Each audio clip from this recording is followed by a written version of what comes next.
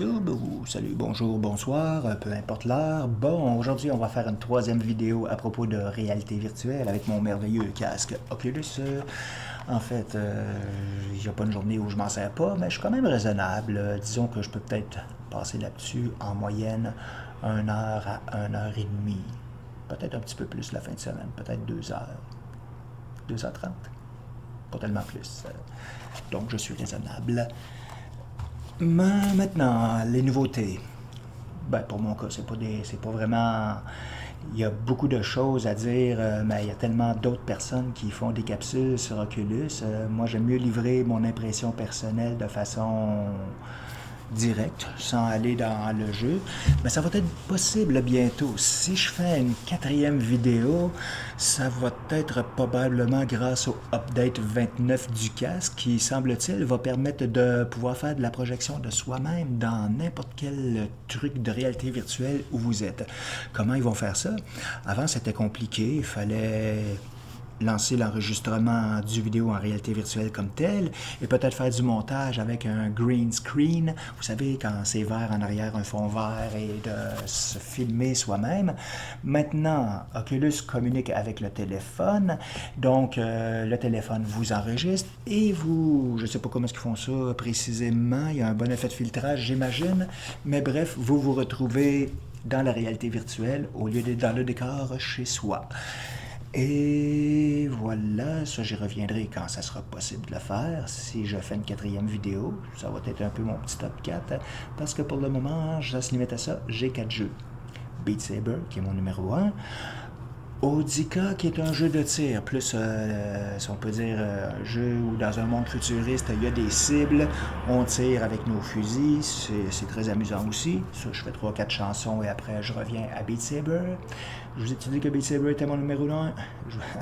Je niaise. Mais j'ai aussi un autre jeu qui s'appelle Racket NX, qui est un mélange entre le Arkanoid, si on peut dire, le jeu de casse-briques, et un jeu de raquette. Moi, je disais tennis, mais ça, il semble que ce serait plus un jeu comme le Slash, j'en perds mes mots. Non, bref, c'est un jeu qui est très intéressant aussi pour nous faire bouger, parce que là, ça se passe partout en arrière de soi. On est dans un dôme fermé, et c'est des cases, il faut faire rebondir la balle pour détruire les tuiles, qui sont plus animées, qui sont beaucoup plus intéressantes. J'ai aussi craqué pour un petit jeu que vous connaissez sûrement, Angry Bird. J'ai joué un petit peu avec ce jeu-là sur mon téléphone, mais pas tellement plus que 2-3 semaines. Maintenant, c'est mignon comme tout. On est dans un monde de dessins animés, l'île avec les cochons sur leur structure et devant soi. On peut choisir 3 spots en général pour avoir des angles différents pour l'attaque avec la fronde, slingshot si vous préférez. Et les oiseaux sont vraiment mignons. On aurait le goût de les prendre et de jaser avec. Bon, non, sérieusement, c'est quand même un très beau remake du jeu.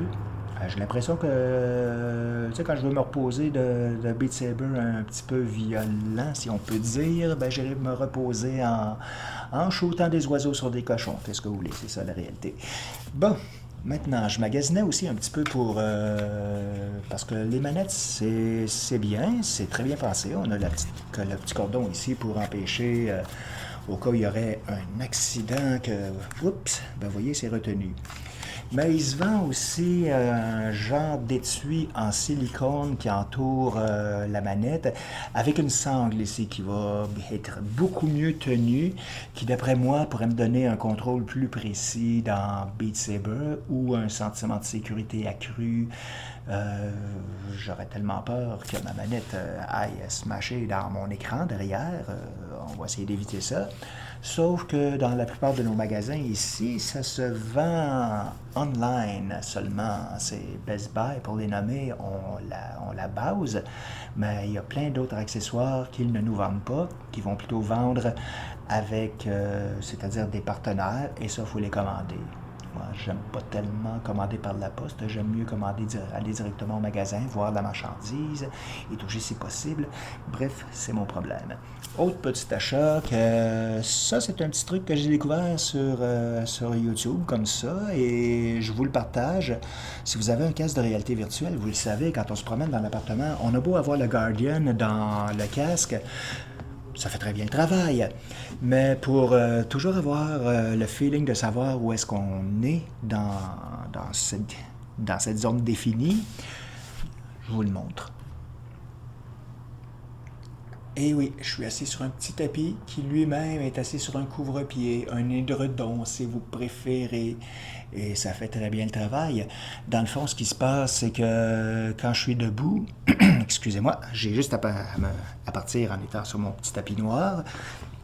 Si je me déplace, je sens le couvre-pied sous mes pas. Et si j'en sors, ben là, c'est la caméra qui embarque.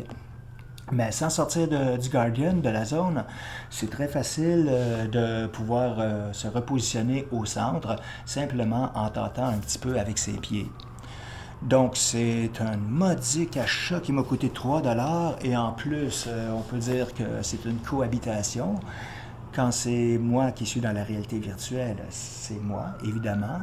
Mais il y a aussi ma chatte qui semble bien vouloir s'accaparer mon tapis, même pendant que je joue des fois. Je suis obligé de faire attention parce que je la sens qui me frôle les jambes. Heureusement, je joue pas des jeux trop violents avec les pieds. J'aurais peur de la kicker, pauvre petite bête. Mais voilà, donc ça conclut pour aujourd'hui cette petite capsule sur la réalité virtuelle.